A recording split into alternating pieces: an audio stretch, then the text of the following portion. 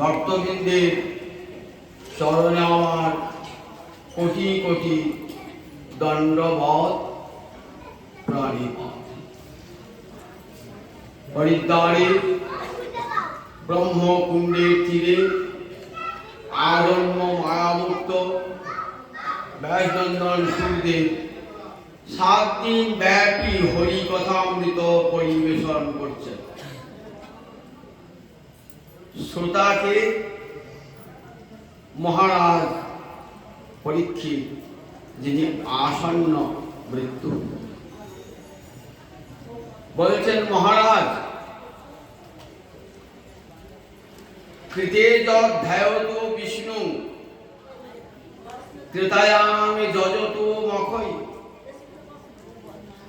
দাপরে পরিচর্যায়াং কলং তদ হরি কীর্তনা। বলেছেন, মহারাজ, 4টে যুগ আছে, সত্য, ত্রেতা, দাপর, কলি।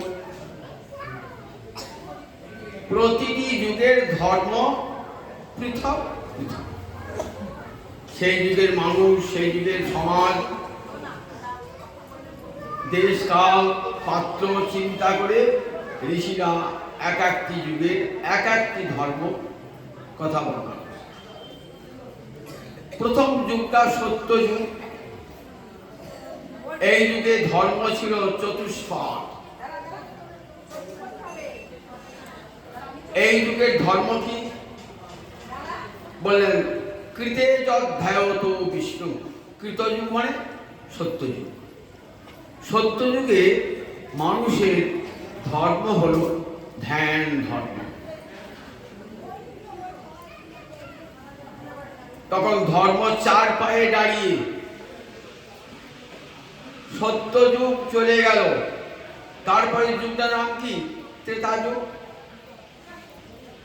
1 পা ধর্ম কমে গেল, ধর্ম 3 পায়ে দাঁড়িয়ে। সেদিকে ধর্মটা কি হলো? আর ধ্যান থাকলো না।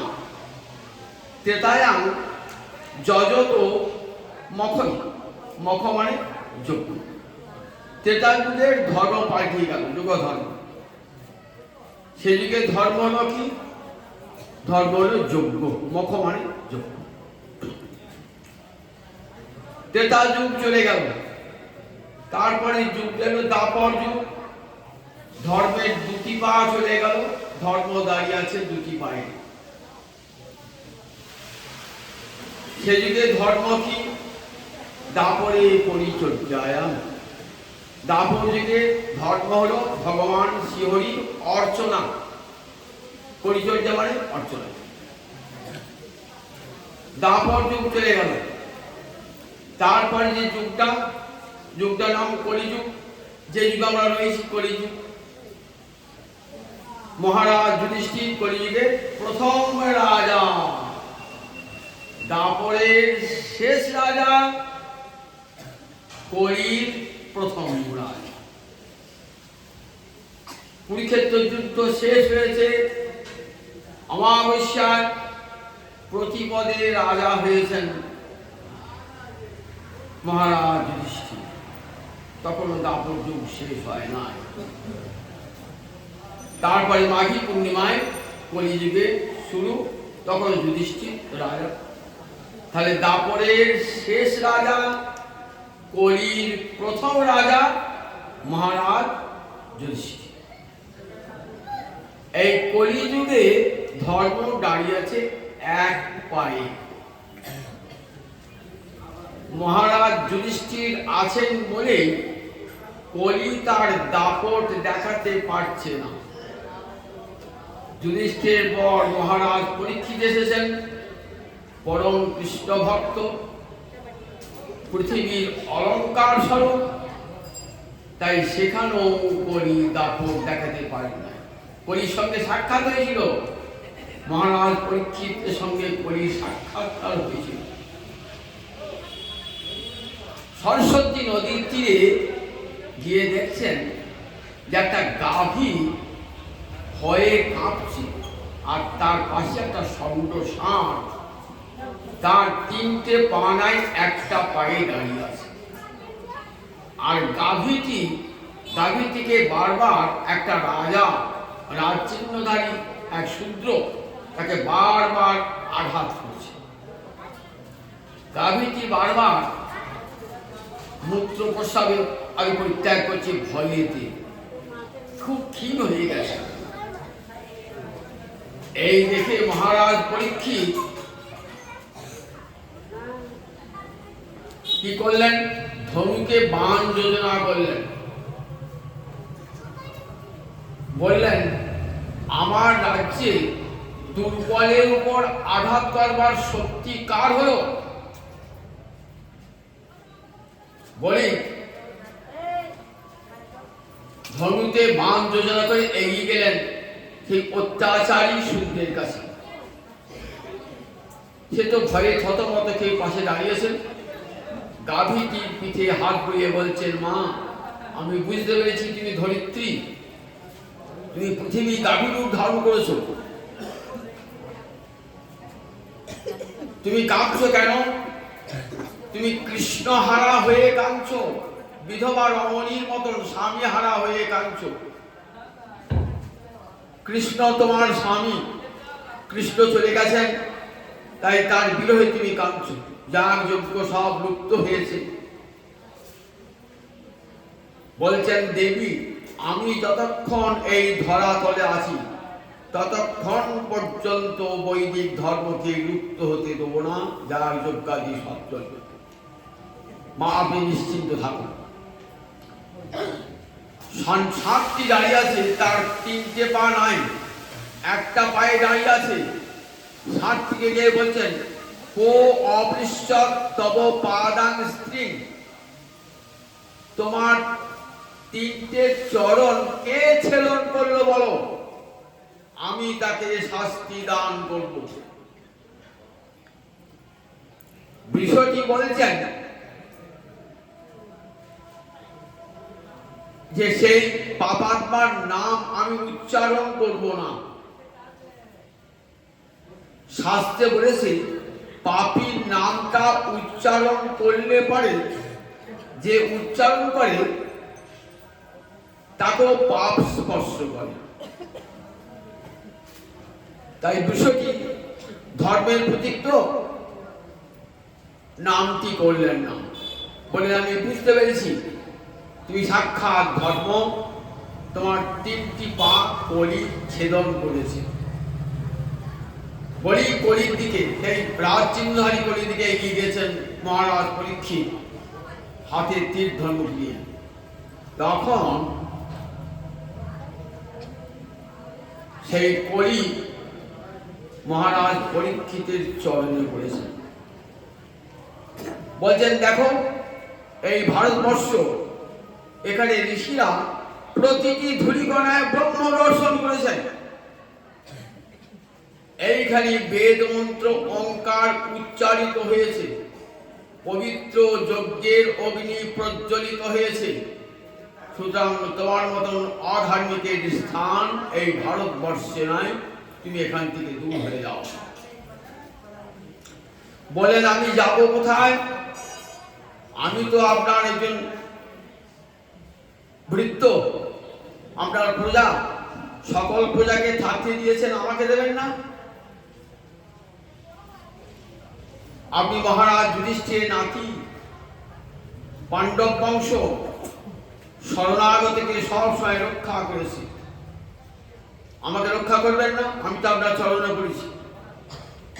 মহারাজ পরীক্ষিতের চিত্তটা দুর্বল হয়ে গেল। এতক্ষণ ছিলেন কত শক্ত মনের মানুষ, যে চরণে পড়েছেন না, যে বলেছে আমি শরণাগত, তখন মনটা দুর্বল হয়ে গেল। বলে, ঠিক আছে, তুমি 4 জায়গায় থাকবে। কোথায়?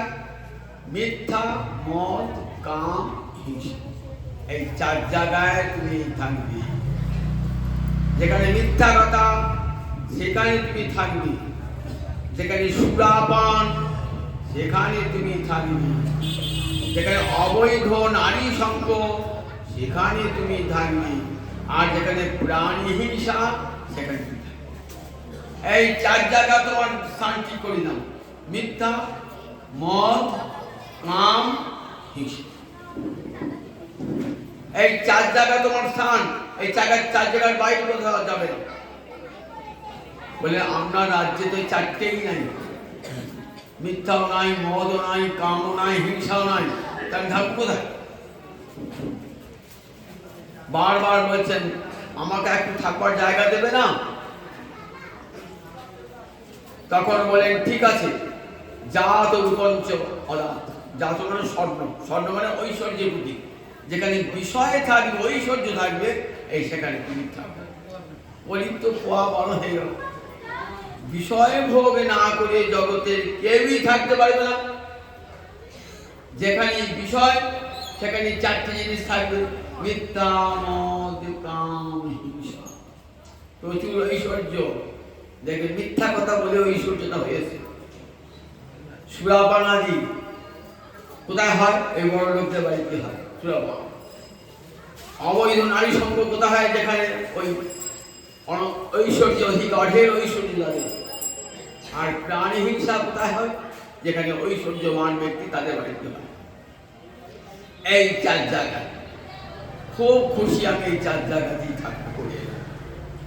তখন মহারাজ, তখন সৌনকাদি ঋষিগণ সুত গোস্বামীকে জিজ্ঞাসা করছেন, আচ্ছা মহারাজ পরীক্ষিত কলিকে সামনে পেলেন, হত্যা করলে কি হতো?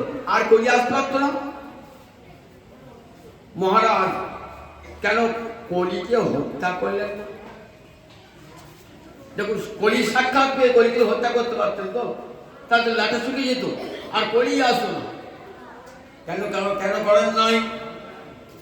তখন উত্তর দিচ্ছে সুত গোস্বামী বাদ, নানুদেষ্টি কলিং সম্রাট সারঙ্গৈব সারভূপ। সারঙ্গ মানে ভ্রমর, ফুলে বসে, ফুলের মধুটা খায়, ফুলটা নষ্ট করে না।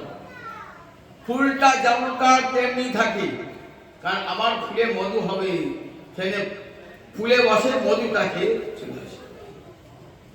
এই যে কলি পুষ্প, এই কলি পুষ্পে একটা মধু আছে। কি মধু আছে?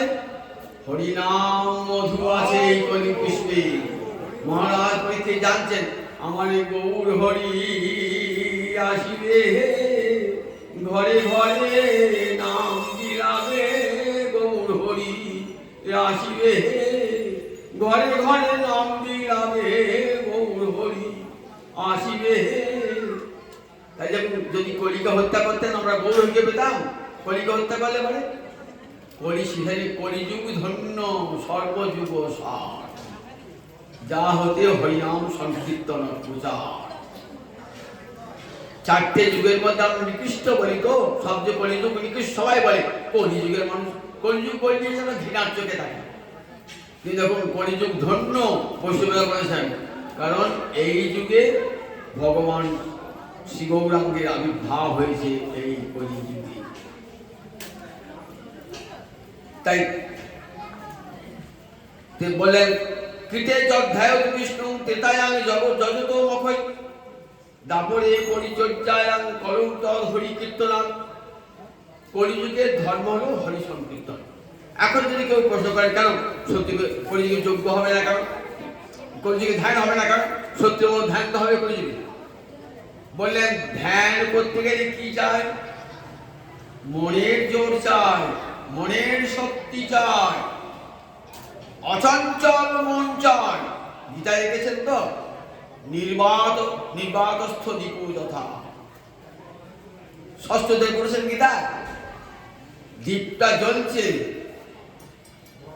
বায়ু নাই, নড়ছে না, শিখাটা নড়ছে না। তখন যখন বায়ু থাকে না, তখন কেমন দীপের শিখাটা কেমন থাকে? দেখবেন নড়বে না, চলবে না।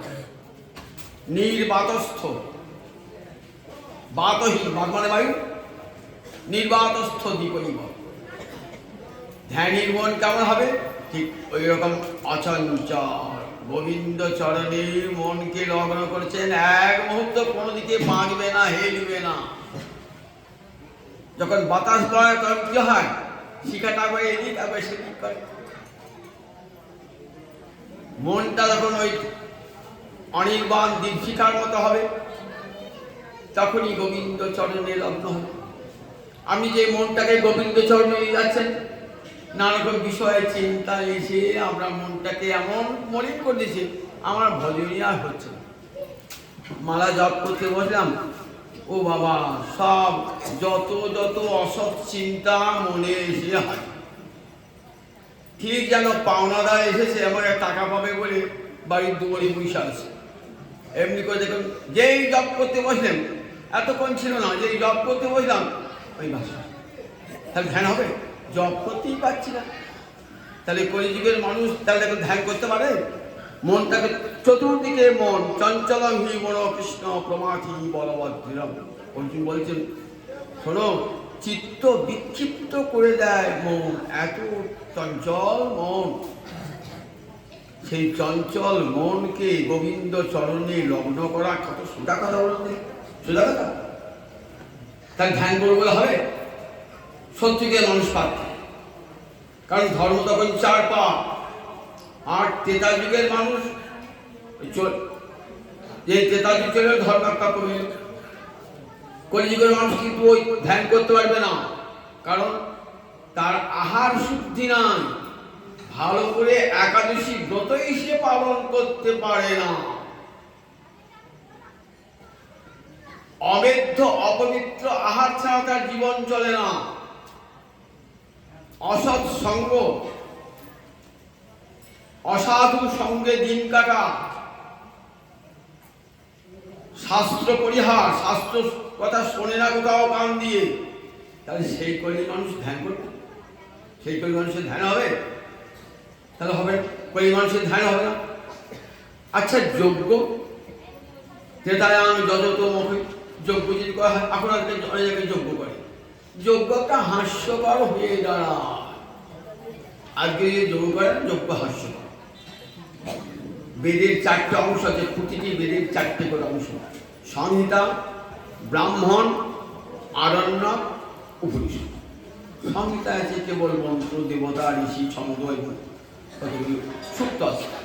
আর ব্রাহ্মণের যজ্ঞের বিধি, ওই মন্ত্রগুলো কেমন করে প্রয়োগ করতে হয় তা দেখা হচ্ছে ব্রাহ্মণ গ্রন্থে। ব্রাহ্মণ একটা গ্রন্থের নাম, ব্রাহ্মণ জাতি নয়, কিন্তু মনে রাখবেন বেদের একটা অংশকে বলে ব্রাহ্মণ। প্রত্যেক বেদের 4টে করে অংশ: সংহিতা, ব্রাহ্মণ, আরণ্যক, উপনিষদ। এই ব্রাহ্মণ অংশে আছে যজ্ঞের বিধি, কেমন করে একটা যজ্ঞ আপনি করবেন। যজ্ঞের বেদিটা কেমন হবে, এসে জায়গায় যজ্ঞের বেদি করে হবে না। যজ্ঞের বেদির স্থানটি সুসংস্কৃত হওয়া চায়। যজ্ঞের বেদি কত হাত লম্বা, কত হাত চওড়া হবে বলা আছে। বেদিটা দৈর্ঘ্যে প্রস্থে কতটা হবে বলা আছে, শূন্য সূত্রে বলা আছে যজ্ঞের বেদিটা কেমন হবে। যজ্ঞে যে ঘিটা দেবেন, সেই ঘিটাকে হবে সদ্যজাত গৌরস।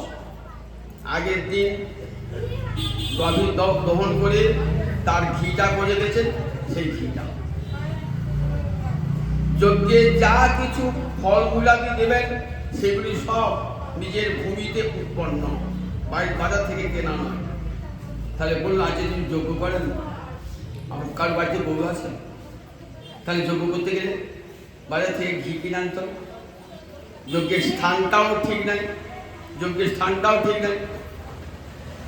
কহাত লম্বা, কহাত প্রস্থ, কেউ বলতে পারে না, বেদ পড়া লোক নাই। যজ্ঞে যে ঘি ঢালছেন, ডালদা ঘি ঢালছেন,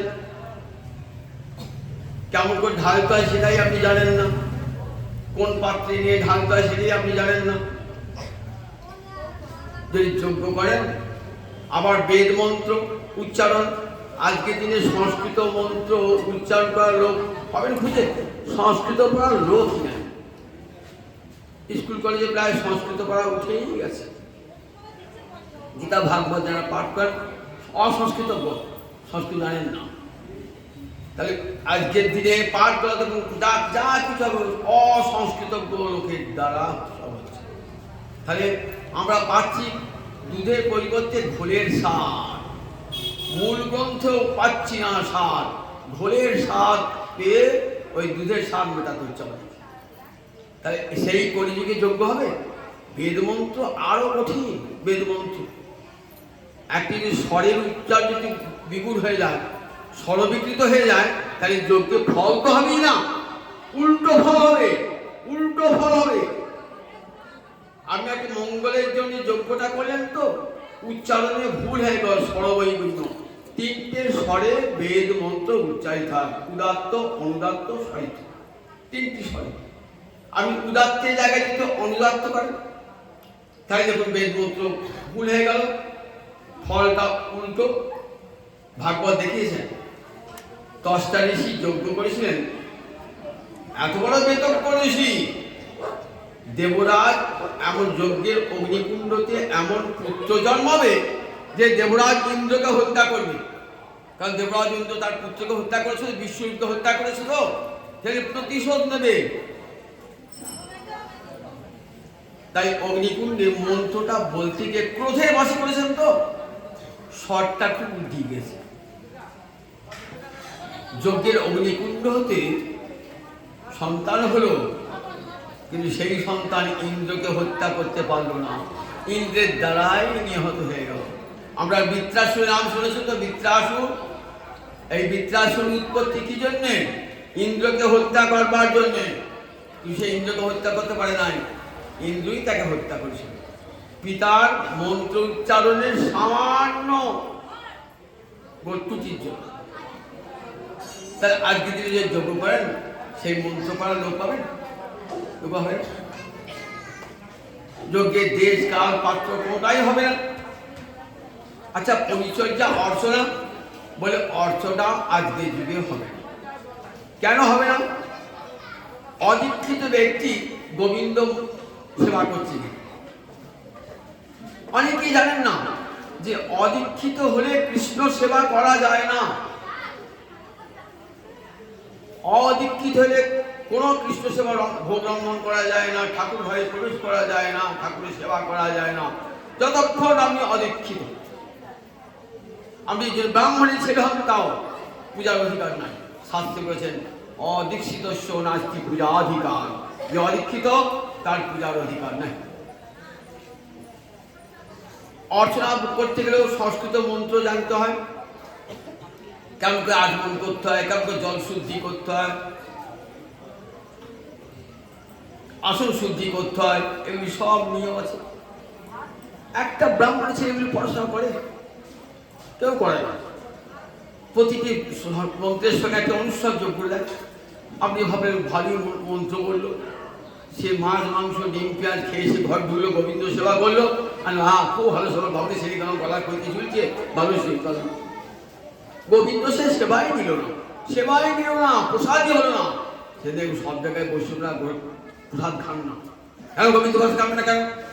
ভোগটা দিয়েছে কে? গোবিন্দই তো খান নাই। একটা অদীক্ষিত ব্যক্তি যে অমেধ্য অপবিত্র আহার গ্রহণ করে গোবিন্দ মন্দিরে ঢুকে গোবিন্দকে ভোগ লাগাচ্ছে, সেই ভোগ গোবিন্দ খেয়েছে, গ্রহণ করেছে, তাহলে আমি খাবো কেন? গোবিন্দের প্রসারিত হয় না। তুলসী পাতাটাও দিতে হয় গোবিন্দের ভোগে, জানে আসে একটা বেল পাতা ফেলে দিতে। প্রসাদ তো ক্ষতি কি? খেতে প্রসাদ কি? যারা জানে না তারা খাবে, যারা জানেন তারা বলে না বাবা কখনো গোবিন্দের প্রসাদ আমি খাবো না, গোবিন্দের প্রসাদ হলো খাবো না প্রসাদ, কারণ উনি গোবিন্দ গ্রহণ করেন না। তাই কলিযুগে অর্চনাটা হবেন না। যার জন্য ঋষিরা কি করেছেন? আদিতে মধ্যে অন্তে হরিনাম যোগ করে দিয়েছেন।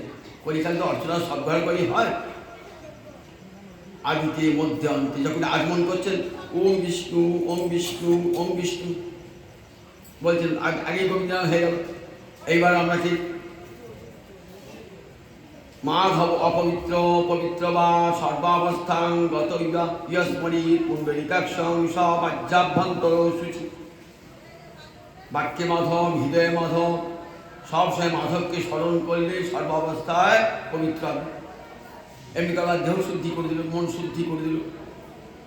সব গোবিন্দ নামে তো হচ্ছে, সব গোবিন্দ নামে তো হচ্ছে, কিন্তু দেখুন কৃষ্ণ নামে তো হচ্ছে। আবার যজ্ঞ করতে অর্চনা করতে করতে উঠে যান, আবার এসে বসাতে কি বলতে হয়?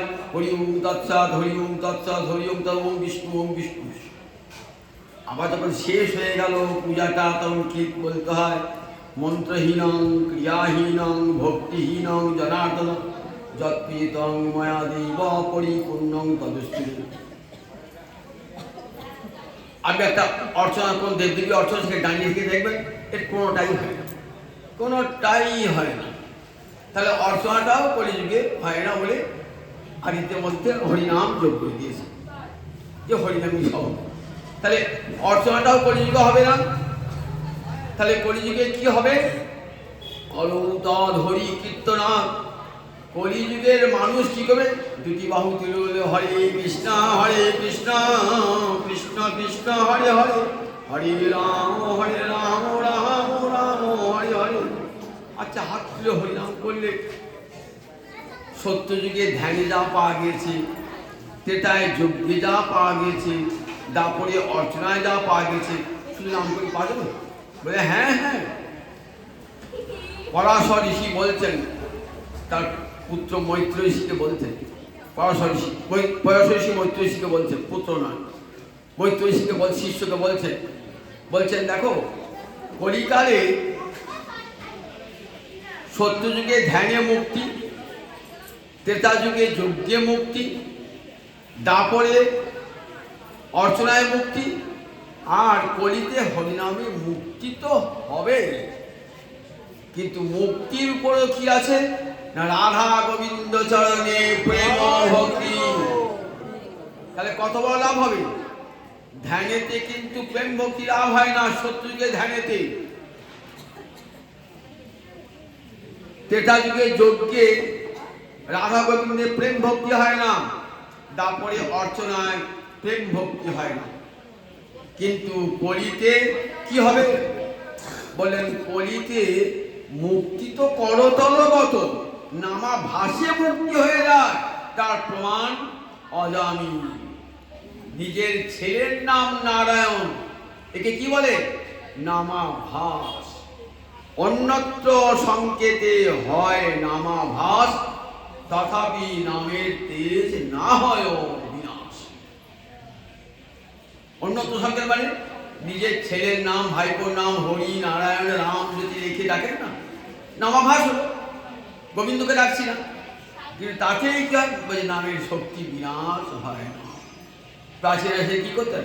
নিজের ছেলে কি নাম রাখতেন? নারায়ণ বিষ্ণু হরি রাম এসব নাম রাখতেন।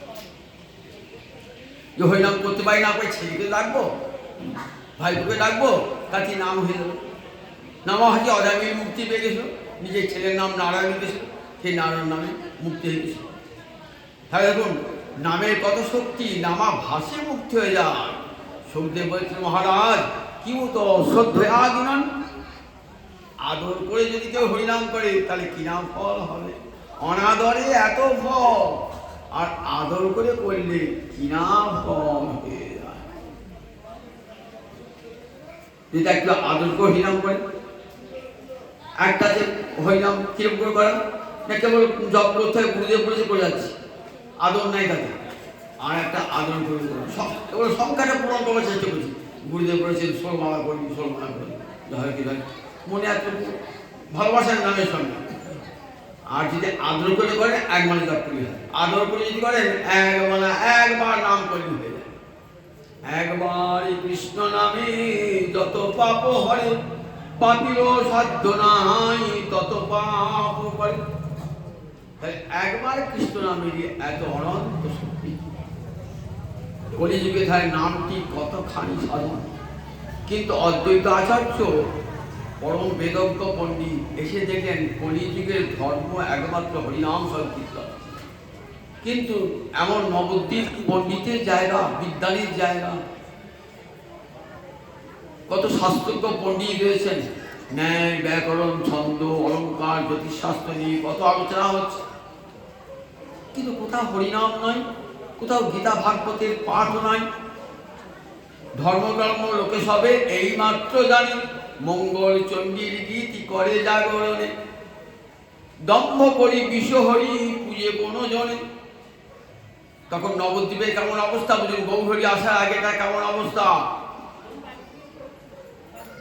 মঙ্গল চণ্ডীর গীত করে জাগরণে, রাজ্যকে মঙ্গল চণ্ডীর গান গাইছে, মনসা পুজো করছে, সকল সংসার মত্ত ব্যবহার রসে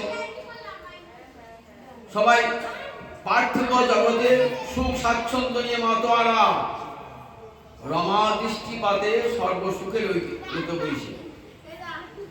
লক্ষ্মীর কৃপায় সবার ঘরে ঘরে ধন সম্পদ, কিন্তু কৃষ্ণ চিন্তা কারো না।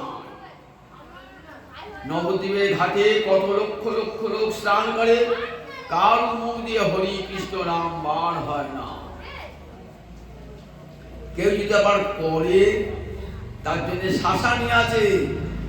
দেখো হরিনাম করছো, এখনই কাজীকে জানিয়ে দেবো, জানিয়ে দিলে কি শাস্তি জানো? কারাগারে থাকতে হবে। লোকে যারা নাম করে, ভয়ে ভয়ে নাম করে, ঘরে দরজা বন্ধ করে, স্বামী স্ত্রীতে ছেলেতে বসে বসে গান কীর্তন করে, পাশে কেউ শুনতে না পায়। যদি কাজী লোক জানতে পারে, খোল ভেঙে দেবে, বেত্রাঘাত করবে, ধরে নিয়ে চলে যাবে কারাগারে। এমনই অবস্থা। যারা মঙ্গলচণ্ডীর গান, সারা রাত জেগে জেগে মঙ্গলচণ্ডীর গান গাইছে, মনসার ভাষণ গাইছে, কোনটাও গীতা ভাগবতের কথা কোনো জায়গাতেই না। অদ্বৈত আচার্য ভগবান যখন আসেন, তখন তার আগে কি আসে? তার পিতা মাতা আসে, গুরুবর্গ আসে। পিতা মাতা জগন্নাথ মিশ্র শচীদেব এসেছেন, গুরুবর মাধবপুরী ঈশ্বরপুরী এসেছেন, অদ্বৈত আচার্য এসেছেন। এসে কি দেখছেন? দেখছেন জগতে কেউ কেউ তো হরি বলে না, কেউ হরি ভালোবাসে না গো, কেউ হরি বলে না, কেউ তো কৃষ্ণ ভালোবাসে না গো, কেউ হরি বলে না। সারা নবদ্বীপ এত বড়, সারা ভারতবর্ষের মধ্যে একটি পরিচিত নগর নবদ্বীপ, সেখানে কোথাও হরিনাম নাই, কোথাও হরি কথা আলোচনা নাই। অন্তরে বড় বেদনা পেলেন। তখন বসলেন, বললেন দেখো, করায় কৃষ্ণ সর্বনয়ন গোচর, তবে সে অদ্বৈত নাম কৃষ্ণের কিঙ্কর। কি প্রতিজ্ঞা? করাইমু কৃষ্ণ সর্বনয়ন গোচর। আমি প্রতিজ্ঞা করে বসলাম, সবাই যেন কৃষ্ণকে দেখতে পায়। করাইমু কৃষ্ণ সর্বনয়ন গোচর, সবাই দেখতে পাবে কৃষ্ণকে, আমার প্রতিজ্ঞা। তবে সে অদ্বৈত নাম কৃষ্ণের কিঙ্কর, তবে আমার নাম অদ্বৈত, আমি গোবিন্দের কিঙ্কর। বসে বললেন, শান্তিপুরে গঙ্গার ঘাটে যতক্ষণ তোমার কৃষ্ণকে আনতে না পারি, ততক্ষণ আমি এই গঙ্গার ঘাটে বসে রইলাম, জল তুলসী দিয়ে আরাধনা করি। নয়ন জলে ভাসছে, কি করে গোবিন্দকে আনাবো? গোবিন্দ আমার কথা শুনবেন কেন? তিনি কি আমার বশীভূত নাকি, অধিক নাকি, ভৃত্য নাকি? বলেন গোবিন্দকে বশীভূত করা যায়, তা একটা মন্ত্র আছে শাস্ত্রগত। কি দেখলেন? কৃষ্ণকে তুলসী জল দেয় যেই জন, তার শরীরে কৃষ্ণ করে ন চিন্তন। জল তুলসীর সম নাহি অন্য ধন, তারে আত্মা বেচি করে ঋণের শোধন। তুলসী দল মাত্রে ন জলস্ব চুলকে নোয়া, বিক্রিতে সমাজ মানব ভক্তের ভক্ত বৎসল। একটি তুলসী পাতা আর এক গণ্ডূষ গঙ্গা জল, যদি কেউ গোবিন্দায় বলে গোবিন্দ চরণে অর্পণ করে, তাহলে গোবিন্দ তার নিজ আত্মা সেই ভক্তের কাছে বিক্রয় করে দেন। এমন করুণাময় গোবিন্দ আমার। একটি তুলসী পাতার এক গণ্ডূষ গঙ্গা জলের কত দাম দেখুন একবার। একটি তুলসী পাতার এক গণ্ডূষ গঙ্গা জল গোবিন্দ চরণে হে কৃষ্ণ করুণা সিন্ধু দীনবন্ধু জগৎপতে গোপেশ গোপীকান্ত রাধাকান্ত নমস্তুতে। ওম নমো ব্রহ্মণ্য দেবায় গো ব্রাহ্মণ হিতায় চ জগদ্ধিতায় শ্রীকৃষ্ণায় গোবিন্দায় নমো নমঃ। গোবিন্দের দুই চরণে দুটি তুলসী পত্র দিয়ে, গঙ্গা জল তুলসী দিয়ে যদি একবার কেউ অর্চনা করেন, গোবিন্দ তার কাছে চিরঋণী হয়ে থাকেন। তারে আত্মা বেচি করে ঋণেরও শোধন। ওই লোকটা আপনার তুলসী পাতা দিয়েছে, গঙ্গা জল দিয়েছে, কেমন করে তার ঋণ শোধ করবো? গোবিন্দ মনে ভাবছে, কেন তোমার ঘরে তো অনন্ত ঐশ্বর্য আছে, তুমি লক্ষ্মীপতি, কিছু ঐশ্বর্য দিয়ে দাও। বলে যত ঐশ্বর্য দিই ওই তুলসী পাতার সমান হবে না। তাই নিজ আত্মাকে বিক্রয় করে দেন সেই ভক্তির কাছে, বিক্রয় করে দেন। প্রতিদিন কি করেন? প্রতিদিন একটি তুলসী পত্র আর গঙ্গা জল দিয়ে গোবিন্দায় গোবিন্দকে অর্পণ করেন। প্রতিদিন তুলসী দিচ্ছেন শান্তিপুরে ঘাটে বসে। একদিন দেখেন অদ্ভুত কাণ্ড। তুলসী দিলে সেটা তো ভাটি মুখে যাবে, উজনতে যাবে না, কিন্তু কি আশ্চর্য, উল্টো মুখে স্রোতের বিপরীত মুখে তুলসীটা যাচ্ছে। অবাক হয়ে দেখছেন অদ্বৈত প্রভু, তুলসীটা ঘাটি মুখে গেল না, উজন মুখে যাচ্ছে। কোথায় যায় দেখি? তুলসীকে অনুসরণ করতে করতে করতে করে গেছে নবদ্বীপের ঘাটে স্নান করছে আমার সচী মাতা, জগন্নাথ বিশ্বের পত্নী সচী মাতা। পরপর 8টি কন্যা সন্তান হয়েছে, 8টি মৃত্যু মুখে পতিত হয়েছে। নবম গর্ভে এসেছে বিশ্বরূপ, দশম গর্ভে আসবে গৌরাঙ্গ। পরপর 8টি কন্যা, কেউ বেঁচে ছিল না। নবমে বিশ্বরূপ, গৌরহরি দাদা নাম কি ছিল? বিশ্বরূপ, 16 বছর বয়সে সন্ন্যাস হয়েছিল। দশম গর্ভে এলেন মহাপ্রভু। দেখছেন তুলসীটা গিয়ে ওই শচী দেবীর গর্ভকে প্রদক্ষিণ করছে, নাভি এসে গিয়ে স্পর্শ করেছে। জয় গৌর জয় গোবিন্দ বলে প্রণাম জানালেন। এই গর্ভে কি আসবে? এই রমণী রত্নগর্ভা আসবে। ঠিক একদিন যেমন ব্রহ্মা গিয়ে ক্ষীর সাগরের তীরে তপস্যা করেছিলেন, কংস, জরাসন্ধ, শিশুপাল এদের অত্যাচারে পৃথিবী যখন অত্যাচারিত, তখন ধরিত্রী গোমাতা রূপ ধারণ করে কার কাছে গেলেন? সৃষ্টিকর্তা ব্রহ্মার কাছে। বলেন চলো মা, আমি তোমাকে নিয়ে যাচ্ছি, সঙ্গে মহাদেব, ইন্দ্র এদের সব নিয়ে যাচ্ছি। কোথায় গেলেন? ক্ষীর সমুদ্রের তীরে বসলেন ধ্যানে। পৃথিবী অত্যাচারিত প্রভু, কংস, শিশুপাল, জরাসন্ধ অত্যাচারী প্রাণীগণ অতিষ্ঠ হয়ে পড়েছে। প্রভু গোবিন্দ ধ্যানে ধরা দিলেন, বলেন যাও ব্রহ্মা, আমি বসুদেব দেবকীর পুত্ররূপে জন্মাব। সেদিন ব্রহ্মা জানিয়ে দিয়েছিলেন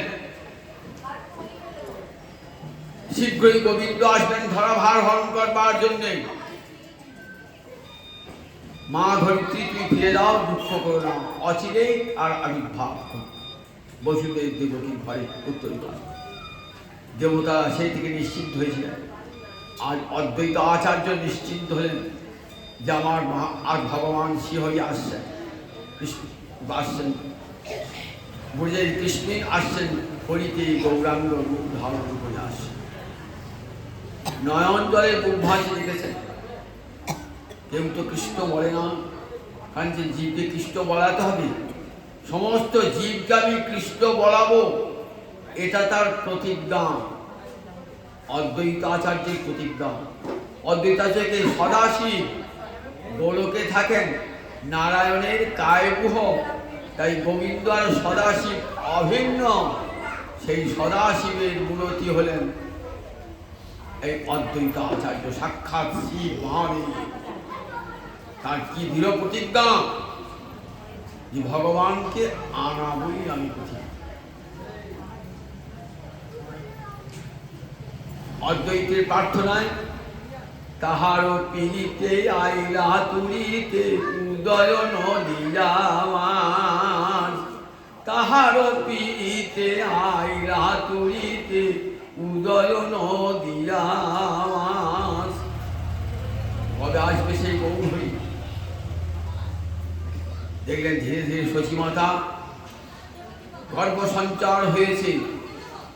গর্ভ সঞ্চার হয়েছে 9 মাস 10 দিন। সন্তান তো পেটে থাকে। 9 মাস পেরিয়ে গেল, 10 মাস পেরিয়ে গেল, 11 মাস পেরিয়ে গেল, 12 মাস পেরিয়ে গেল, 13 মাস। সবাই ভাবছে এই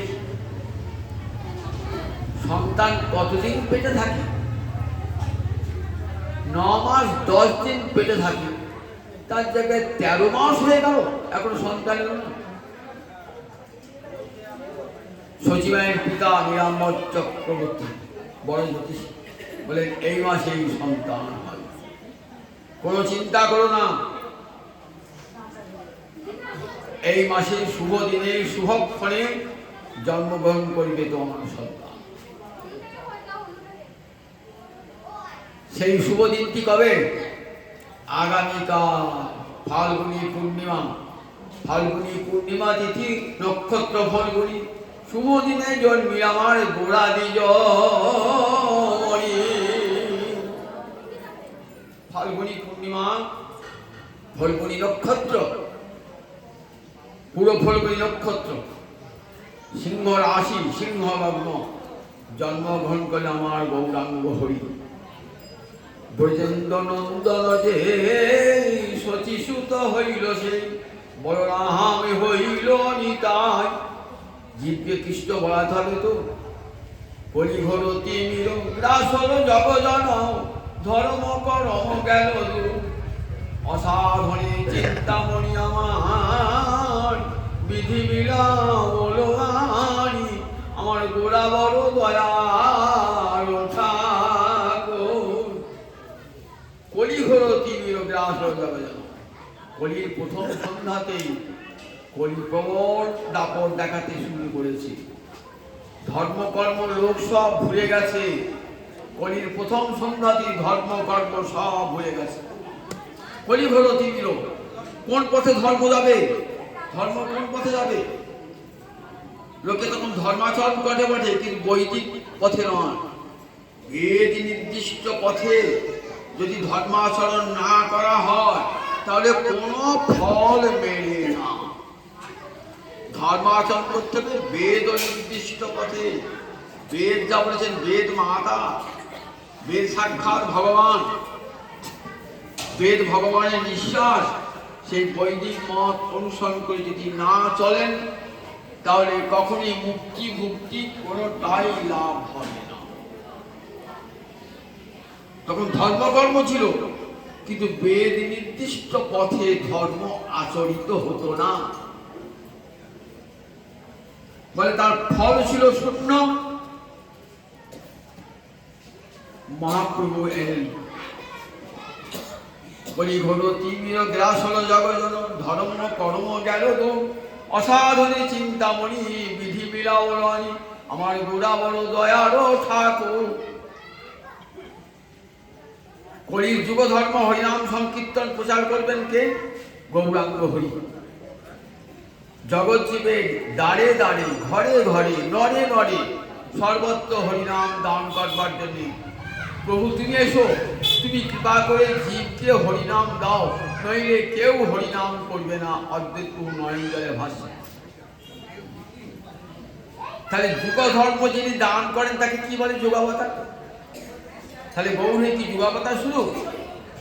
বললেন না, গৌরী শুধু যুগাবতার নন, স্বয়ং গোবিন্দ, স্বয়ং ভগবান শ্রীকৃষ্ণ এসেছেন গৌরাঙ্গ রূপে। তার প্রমাণ কবিরাজ গোস্বামী বলছেন, আমা বিনা অন্যে নারী ব্রজপ্রেম মোদিতে। তিনি শুধু হরিনামই দেন নাই, হরিনামের সঙ্গে কি দিয়েছেন? ব্রজপ্রেম। যে প্রেম তিনি নিজে আস্বাদন করছেন, ব্রজগোপীরা যে প্রেমে গোবিন্দ সেবা করেন, সেই প্রেম দান করেছেন আমার মহাপ্রভু। এটি গোবিন্দ ছাড়া কেউ দান করতে পারে না। যুগ ধর্ম প্রবর্তন হয় অংশ হইতে, আমা বিনা অন্যে নারী ব্রজপ্রেম মোদিতে। যুগ ধর্ম যদি গৌরহরি না আসতেন, গৌরহরির অংশ এলেও হইত। যুগ ধর্ম হরে কৃষ্ণ কৃষ্ণ কৃষ্ণ হরে হরে, হরে রাম রাম রাম হরে হরে। শুধু এইটা দেওয়ার জন্যই গৌরাঙ্গ হরি আসেন নাই। কি দিয়েছেন? নামের সঙ্গে দিয়েছেন ব্রজপ্রেম। নাম প্রেমের মালা গাঁথি পড়াইল সংসারে। হরিনাম দিয়েছেন, তার সঙ্গে দিয়েছেন প্রেম, রাধা রানীর প্রেম। যে প্রেম সত্য যুগের মানুষ পায় নাই, ত্রেতা যুগের মানুষ পায় নাই, দাপরের মানুষ পায় নাই, ব্রহ্মা পান নাই, শিব পান নাই, ইন্দ্র পান নাই, সেই রাধা রানীর প্রেম দান করবেন কলির অধন্য মানুষ। তাহলে কত বড় দাতা আমার গৌরাঙ্গ হরি, একবার চিন্তা করুন, কত বড় দাতা। যে প্রেম পাওয়ার যোগ্য নয়, তাকেও প্রেম দান করবেন। নাম প্রেমের মালা গাঁথি পড়াইল সংসারে। কৃষ্ণ প্রেম যে দান করবেন, সেই কৃষ্ণ প্রেম ধরে রাখার পাত্র চাই তো। আপনি গোয়ালার কাছে গিয়েছেন, দুধ দাও, গোয়ালা বলবে জায়গায় এনেছো তবে তো দুধটা দেবো। আপনি যদি বলেন আমার পাত্র নাই, যদি দয়া করে দেন, তখন গোয়ালাটা নিজের ঘটিতেই দুধ ঢেলে আপনাকে দেবেন।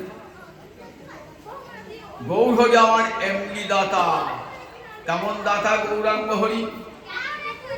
নাম তো দিলে প্রভু, নাম রাখবো কোন জায়গায়? প্রেম তো দিলে প্রভু, প্রেমটা রাখবো কোথায়? না নামের মধ্যেই প্রেম রইল। তাই কৃষ্ণ নাম করতে করতে কি হয়? কৃষ্ণ নাম করতে করতে প্রেমের উদয় হয়ে যায়, প্রেমের উদয় হয়ে যায়। গৌর নাম করলে কি হয়? যে গৌরাঙ্গের নাম তার হয় প্রেমোদয়, তারে মুই যাই বলিহারি। দেখেছেন গৌরাঙ্গ হরির নামটা কেমন? যে গৌরাঙ্গের নাম লয় তার হয় প্রেমোদয়, তারে মুই যাই বলিহারি। গৌরহরির নাম উচ্চারণ করি, কৃষ্ণ প্রেম লাভ হয়ে যায়।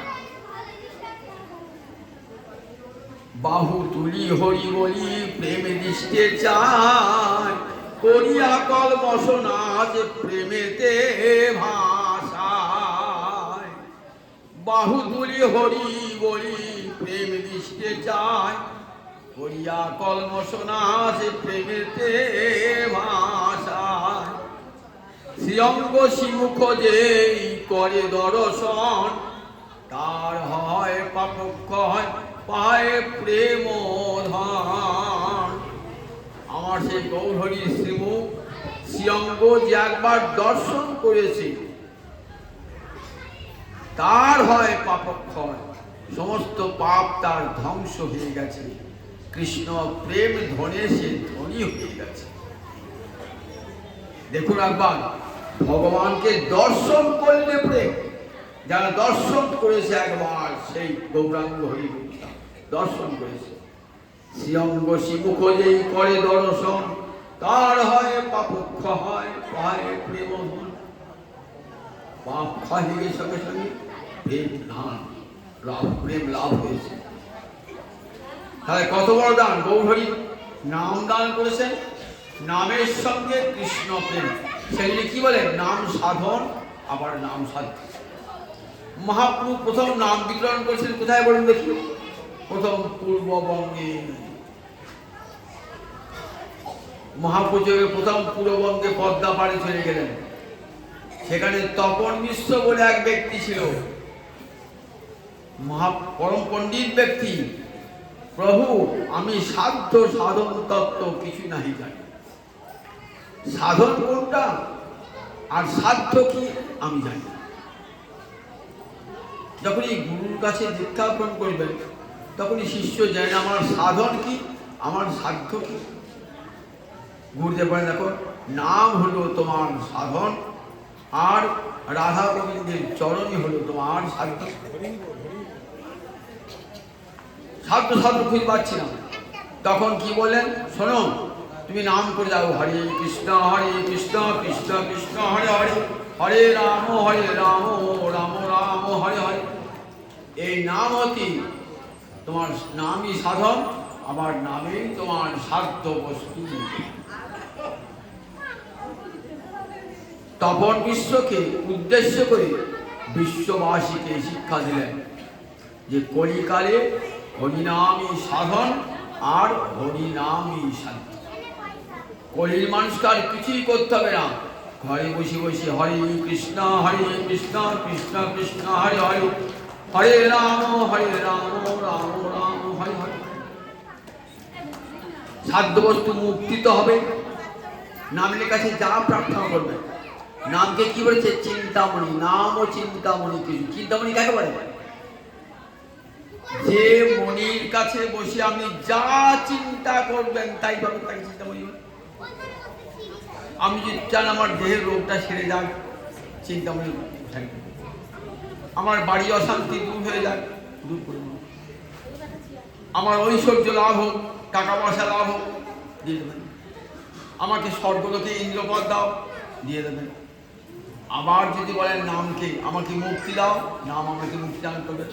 আবার যদি নাম করবে না, আমি মুক্তি চাই না, আমি রাধা মাধবের সেবা চাই, তাই নাম চিন্তামণি।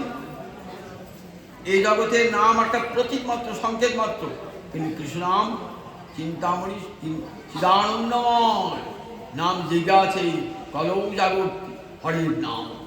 কলিকালে জেগে আছে হরিনাম। কলিকালে কোনো দেবদেবী জেগে নাই। কলিকালে আমি বলে ওই ওখানে জাগ্রত দেবো, জাগ্রত দেবো, এইসব মানুষের মন গড়া কথা, পয়সা পায় করছে। কিন্তু কলিকালে জেগে আছে একমাত্র হরে কৃষ্ণ কৃষ্ণ কৃষ্ণ হরে হরে, হরে রাম রাম রাম হরে হরে। কলিকালে কলৌ জাগর্তি হরির নাম। কলিকালে জেগে আছে একমাত্র গোবিন্দের নাম। কাজে এই নামই সাধন, নামই সাধ্য। কলিকালে আর অন্য কোনো সাধন নাই। সেই সাধন, সেই সাধ্য আমার মহাপ্রভুর পরম করুণার দান। আগামীকাল আমার সেই মহাপ্রভু আসবেন সেই সাধ্য সাধন নিয়ে, জগতের জীবকে দিবেন হরে কৃষ্ণ কৃষ্ণ কৃষ্ণ হরে হরে, হরে রাম রাম রাম হরে হরে। মহামন্ত্র কলিযুগের মহামন্ত্র, সেই মহামন্ত্র দান করে জীবকে ধন্য করবেন। তাই আগামীকাল গৌর পূর্ণিমা ব্রত, সবাই ব্রতটি পালন করবেন। সারাদিন উপোস থেকে একাদশীর মতন শ্যামা কিংবা ফল মিষ্টি দিয়ে রাত্রে দিয়ে গৌর হরির অভিষেক হবে। 6টা 48 পর অভিষেক হবে, কারণ গ্রহ হয়ে গেছে। তো দেখবেন যদি মহাপ্রভু জন্মগ্রহণ করেন না, সেদিনও গ্রহণ ছিল, আবার আগামীকালও গ্রহণ হবে। কেন গ্রহণ হলো? অকলঙ্ক গৌরচন্দ্র দিলা দর্শন, সকলঙ্ক চন্দ্রে আহার কিবা প্রয়োজন। আকাশে চন্দ্র মুখ ঢেকেছে, আমি আর থেকে কি করবো? অকলঙ্ক গৌরচন্দ্র এসেছেন। তাই ওই দিন পরম আদরে রাত্রিবেলাতে অভিষেক, গৌরের অভিষেকের পর ব্রত ভঙ্গ করবে যারা, আর যারা সারাদিন করবে তারা পরের দিন ব্রত ভঙ্গ করবে। তবে শাস্ত্রী দুটো নিয়ে আছে, অভিষেক আনতে ব্রত ভঙ্গ করতে পারে, প্রসাদ খেয়ে ব্রত ভঙ্গ করবে। জয় গীতার আগামীকাল ঠিক যারা কৃষ্ণের মতন পাবো।